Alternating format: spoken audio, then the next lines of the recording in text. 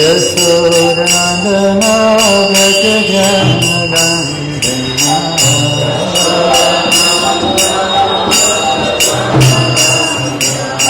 Yasodhanandana Braja Janandana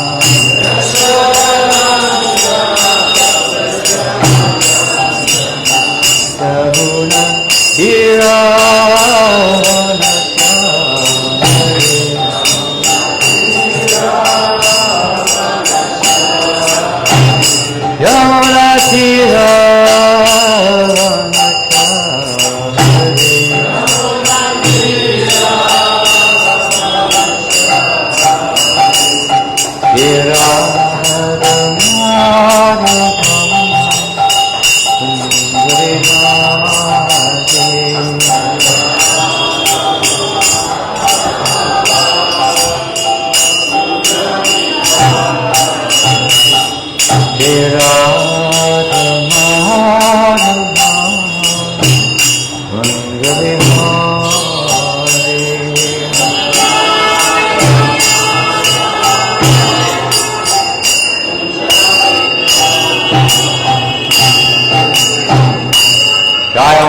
Pada Paramahansa Parivrajacharya Ashtakaya Saraswati A.C. Bhaktivedanta Swami Prabhupada Ki Shri Shri Radha Giridhari Ki Jai Shri Jagannath Puri Dham Ki Jai Shri Vrindavan Dham Ki Jai Shri Mayapur Dham Ki Jagannath Baladev Subhadra Ki Harinama Sankirtan Ki Brihat Madanga Ki Grantaraj Srimad Bhagavatam Ki Ago Premanandi.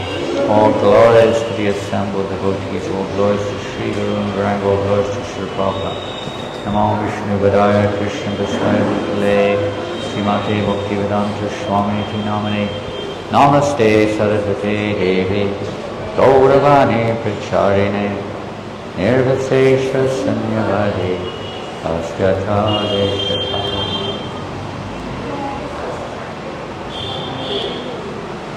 Om Namo Bhagavate Vasudevaya.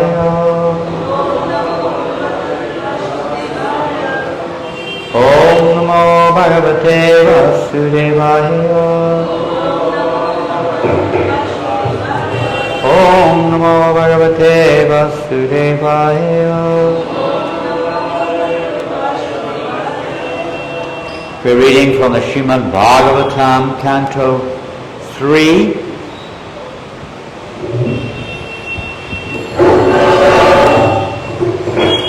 3, chapter 11,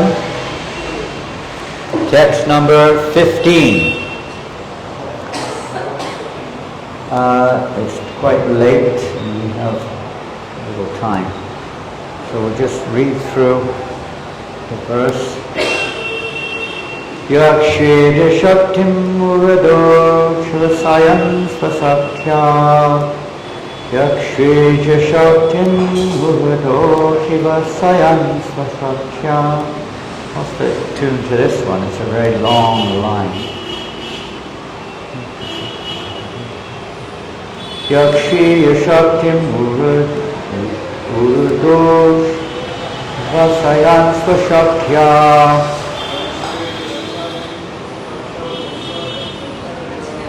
Yakshedya Shaktim Uradoshvasvayan Sashakya Pumso Brahmaya Dividavati Bhutadeha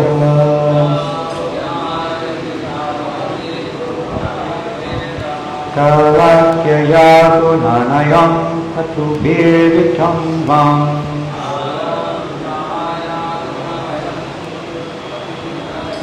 Tasmai Balim Haratatat Sarapam Kakaya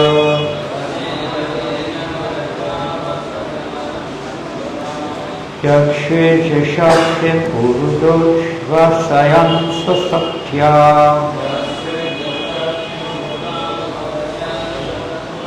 Pumso Brahmaya Divyadavati Bhutadeha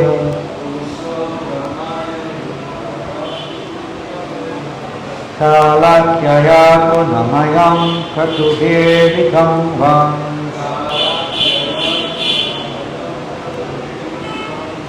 Tasmai Bhalim Haratavatsara Panchakaya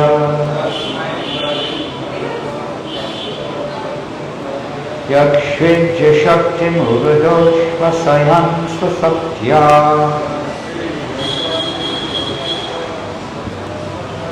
Pumso Brahmaya Devidavati Bhuta Veda Kalakyaya Gunamayam Katubiritam Vam Tasmai Bhalim Haratavatsara Panchakaya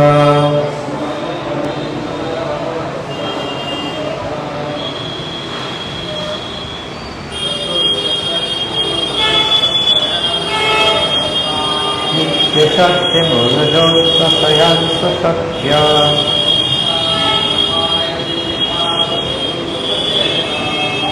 So Brahmaya Devidavati Bhuta Veda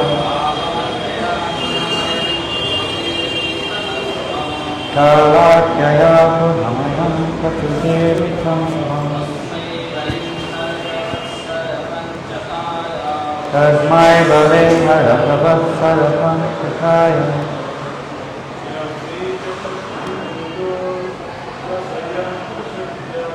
Yakshvidya Shaktim Uradoshva Sayansa Sakya Pumso Brahmaya Devidavati Bhuta Veda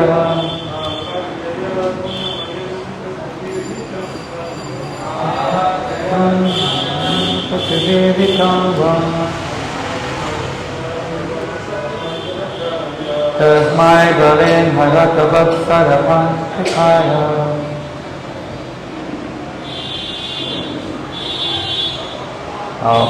we will word for word.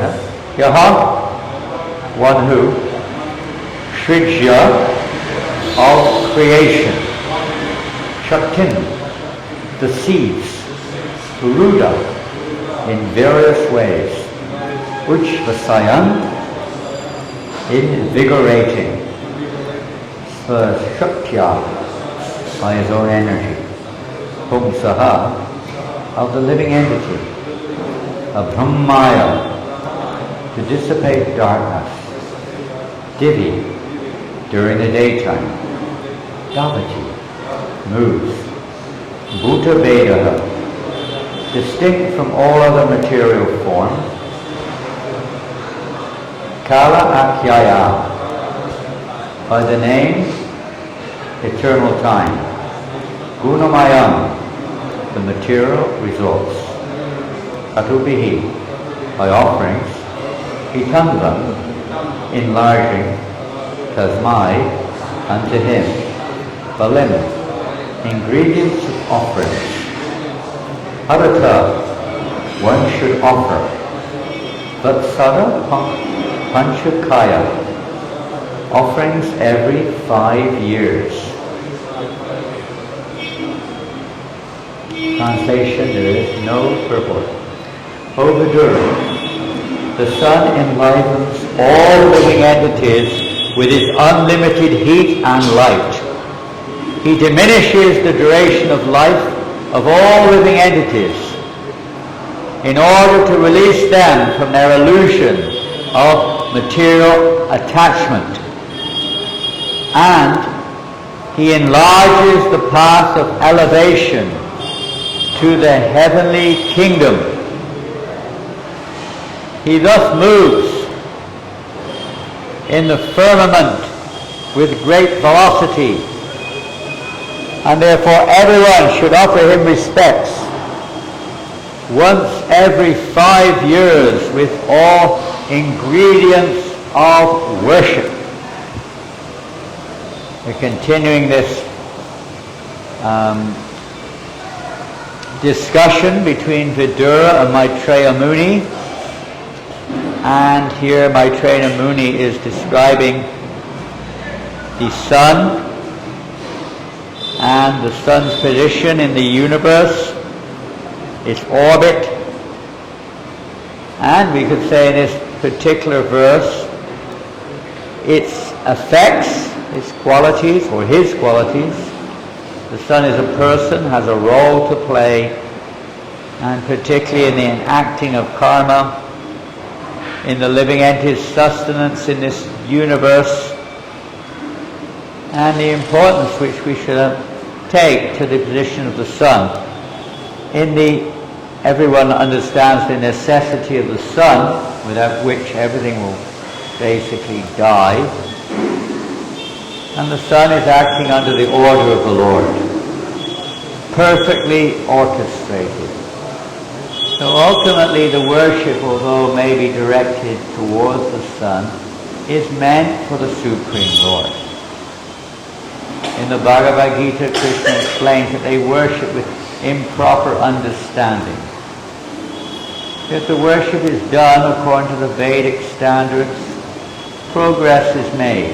But ultimately that progress has to lead to the understanding that the worship of the sun, or any demigod come to that, is meant ultimately to lead us to the worship of the Supreme Origin, the source of all the Devas, the Supreme Personality of Godhead. So this is the process of understanding the unique position of the sun, how the sun is acting for the welfare of all living entities, even if we are sinful, pious, whoever we are. The sun is still offering his service to all living entities. We'll read on the next verse, text number 16. Vidurvacha Prithvideva Manushyanam Ayuparam Idam Smitam Paresham Gatim Achakshva Yeshu Kalpadvahir Vidaha. Vidura said, I now understand the life durations of the residents of the Pitta planets and heavenly planets, as well as that of the human beings. Now kindly inform me of the durations of life of those greatly learned living entities who are beyond the range of a kalpa. Purport by Srila Prabhupada. The partial dissolution of the universe that takes place at the end of Brahma's day does not affect all the planetary systems. The planets of highly learned living entities like the sages Sanak and Bhrigu are not affected by the dissolutions of the millenniums. All the planets are of different types, and each is controlled by a different Kala Chakra, or schedule of eternal time. The time of the Earth planet is not applicable to others, or more elevated planets. Therefore, Vidura herein inquires about the duration of life on other planets.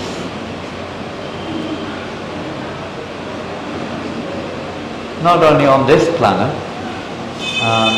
but even on this planet, we see that in different ages, the human being's lifespan varies. In Satya Yuga, the living entities can live up to 100,000 of years. It's like a heavenly situation, 1,000 times longer than our normal maximum duration in Kali Yuga. And in Treta Yuga, Dwapara Yuga, similarly they live longer lives, 10,000, 1,000 years like that. In the higher planets, up to Brahmaloka, of course, Lord Brahma lives for the duration of the universe. And in other planets it may be a day of Brahma, or a millennium, as mentioned here.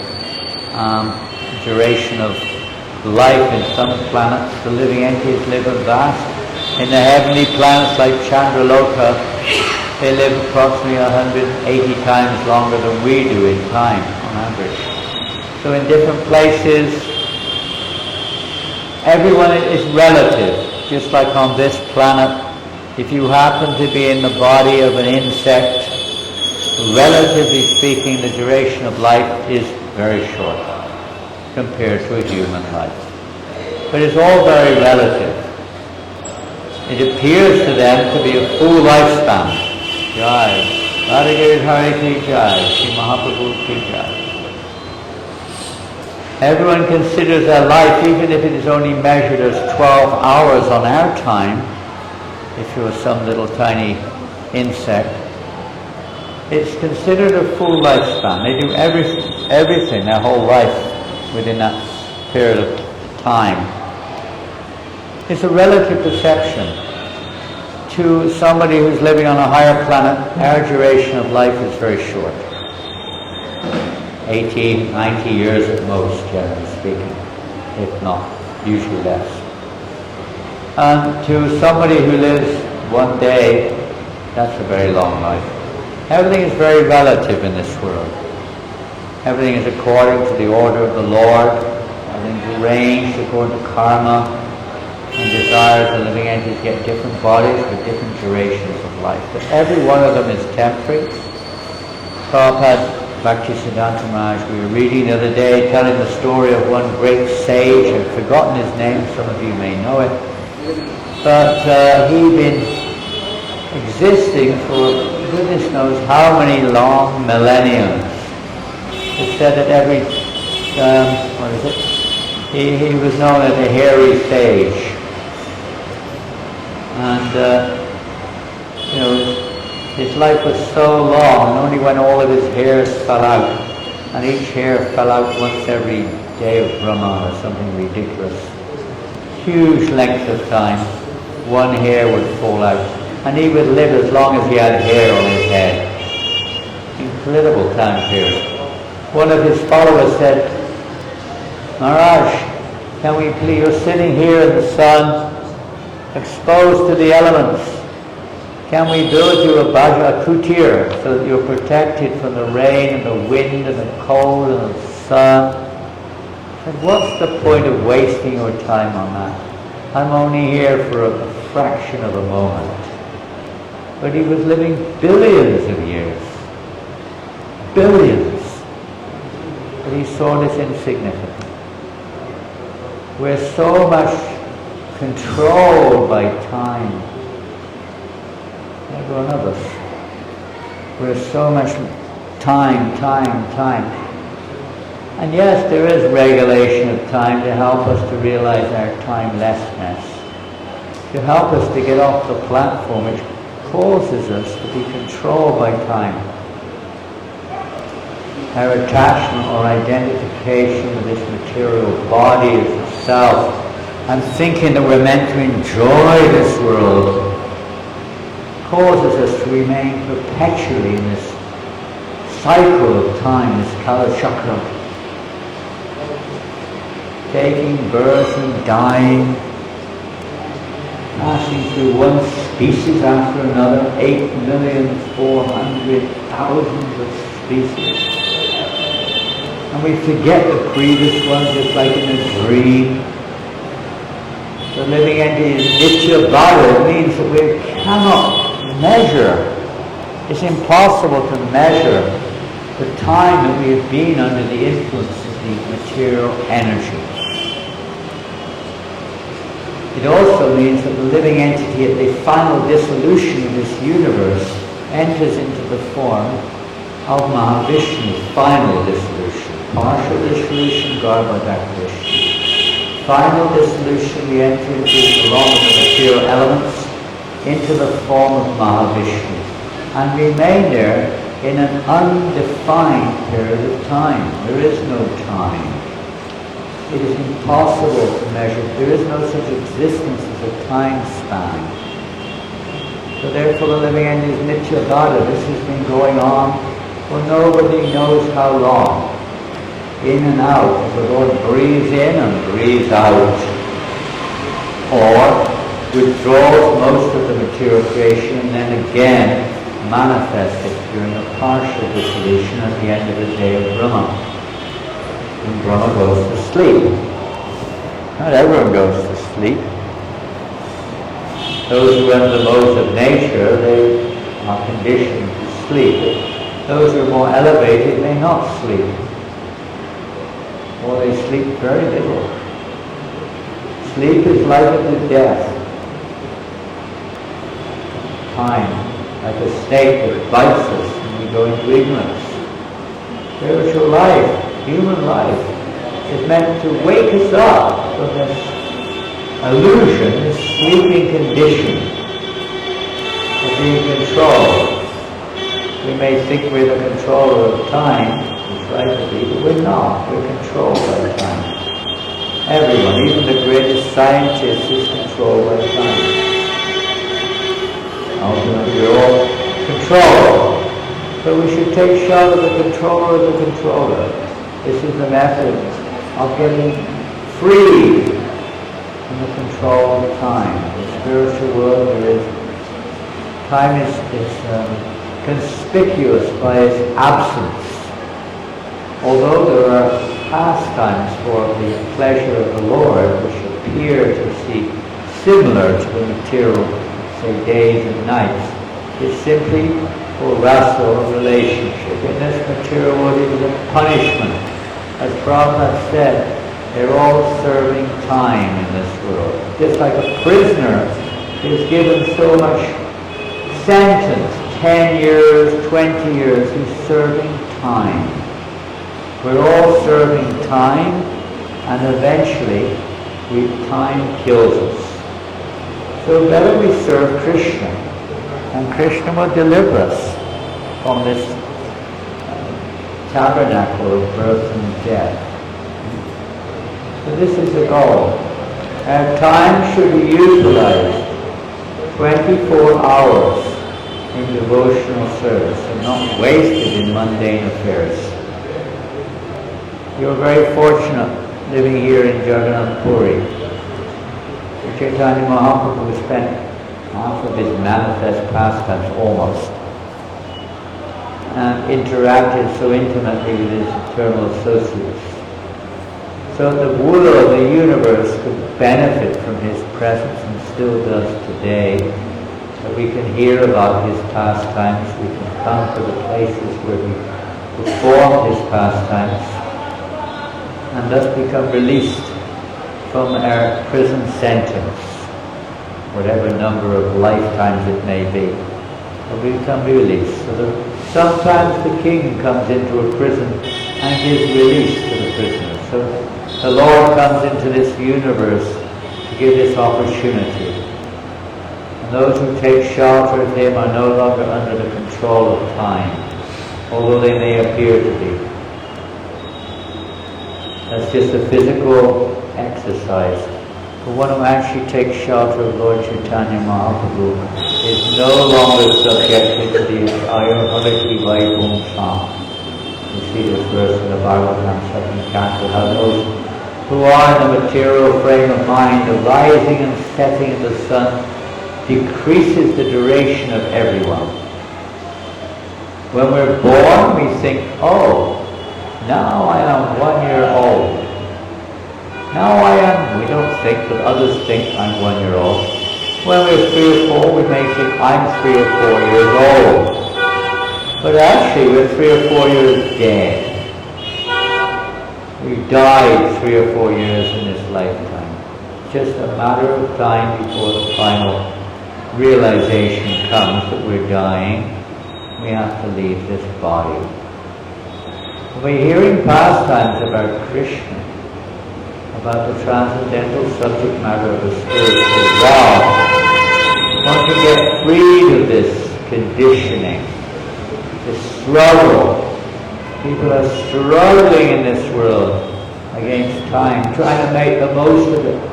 Prabhupada cites the example of one of his associates in Allahabad. He was a rich man, and he was dying, and he was begging the physician, please, please, just give me a few more years so that I can finish my business. There's no such thing as finishing one's business in this world. Pralaya means destruction. Everything is destroyed. There's another kind of pralaya. Prabhupada describes the other kind of pulaya as the activity which destroys the effects of the material energy. Not just destroy it, but the effects or the causes of why we're in the material world. That pulaya is when we destroy our ignorance, when we destroy our attachments to the material world. And it really means when we become attached to hearing and chanting or serving Krishna. That is real pulaya. As the material world comes into existence by sound vibration, basically,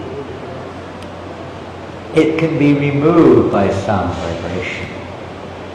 The chanting of the holy names destroys the sojourn of birth and death, releases the living entity from this prison-like existence in the material world.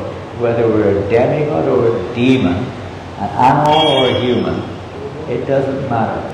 Everyone is controlled by time. Those who take shelter of Krishna are released from that control. We utilize time. Time is a form of Krishna. The sun is also sometimes Surya Narayana. It is a form of the Lord also. It's the eye of the Lord. It's the Lord's presence. The demigod or the God in front, charge of the moon, is empowered by the Supreme Lord to perform his deed. It's sometimes said to be like a reflection of the Brahman and the Brahma Jyoti, the effulgence of the Lord. It has this key role in the universe of sustaining life. Empowerment is not within the grasp of an ordinary living entity. It is the Supreme Lord Shakti. A very important position. Those who are Brahmins chant every day 3 times the Brahma Gayatri mantra, where they offer their homage or worship to the sun. Devotees also recognize that their worship goes to the source of the sun's greatness, the Supreme Lord. In this way they get released not just from bad karma or from some kind of conditioning in this world, but they get released eternally from having to be under the influence of the sun. This is the purpose of the Krishna consciousness movement, is to give everyone a chance to become free. Not just free from jail. You may be free from jail, but the tendency to commit activities which have caused us to be encased in this material body are still there. We still have envy of Krishna. We still are attached to seeing ourselves in the center, as the enjoyer. And until that mentality is actually extinguished or removed, sooner or later, the living, even if we do merge into the Brahma Jyoti, the one has to come back again to this material creation at some point. At some point. Because it's not the constitution of the living entity. Our constitution is to serve Krishna. We are Jiva Sukha. I Nitya Krishna Das. We're the eternal servants of Krishna. We're not the eternal servants of Maya. We're the eternal servants of Krishna. As long as we don't understand and live by that, we have to remain to some degree in Maya. Suffering. First class prisoner. 10th class prisoner. Well, still a prisoner. Even in prisons, when the prisoner is released, they often kind of come back. When a drug addict is released from the drug rehabilitation center, about 99% of them end up taking drugs again. They're not cured. Medical science cures only the effect. It doesn't cure the cause. We have to get to the cause.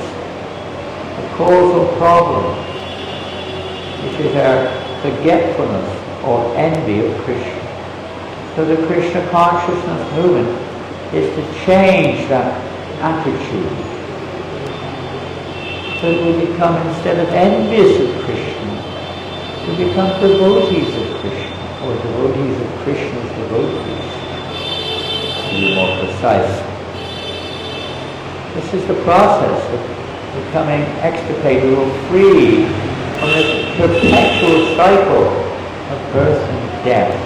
Samsara, samsaradava, nalagida loka, tanaya karna, vinodanatham, raptasya kalyana vinanavasya, andevaro sri. Spiritual master extinguishes this blazing fire of pure existence. How does he do it? By pouring normally in a forest fire. It's very difficult to control. Only when there is a deluge, a rain cloud, can it be extinguished. The spiritual master is like that transcendental rain cloud, pouring down transcendental mercy in the form of sound vibrations, directions into this world, which can extinguish that blazing fire within our consciousness. The living entity is released, relieved, not just of the effects of our karma, but the very tendency to perform activities. Karma means activities which lead to the development of future material bodies. Akarma, devotional service, is the activity which brings that to an end and releases us from this illusion. It fixes us in our understanding of our real position, which is to bring pleasure to Krishna. Worshipping the deities is practicing this process of bringing pleasure to Krishna. Serving devotees, showing respect to devotees is part of this process of realizing our identity as Krishna's eternal servants. As Krishna gives that realization when he is pleased with our attitude. Preaching Krishna consciousness to others is a major part of Krishna's mercy, the center of that mercy. Radharani's mercy. He is the mercy form of the Lord, releasing us from this jail house. Her reflection in the form of Mahamaya is keeping us in this illusion. That's her duty. But when she sees that someone is serving her original, we would say, form, the internal energy, ultimately Radharani, then she is very pleased and assists in a release from this material world, placing us sometimes in difficulty so that we take shelter of Krishna. In this way, for the devotee, the sun, all the demigods, they may seem to place obstacles sometimes in front of the devotees for whatever way, but actually it's only to increase our dependence on Krishna, to increase our surrender, taking shelter of the holy name when difficulties are there, when death approaches us, when disease or whatever may affect this apparent existence in this world, the devotee takes shelter more deeply of Krishna, chanting with more sincerity of surrendering to Krishna's word. Hare Krishna, Krishna Krishna, Hare Hare, Hare Rama, Rama Rama, Hare Hare. We will finish there for today. Any more questions?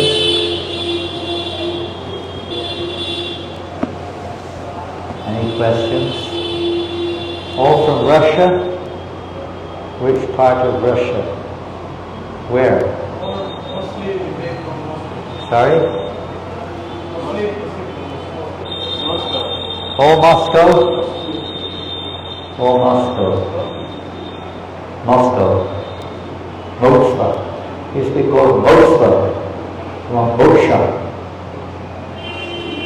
want moksha. In fact, it is described. Prabhupada describes this.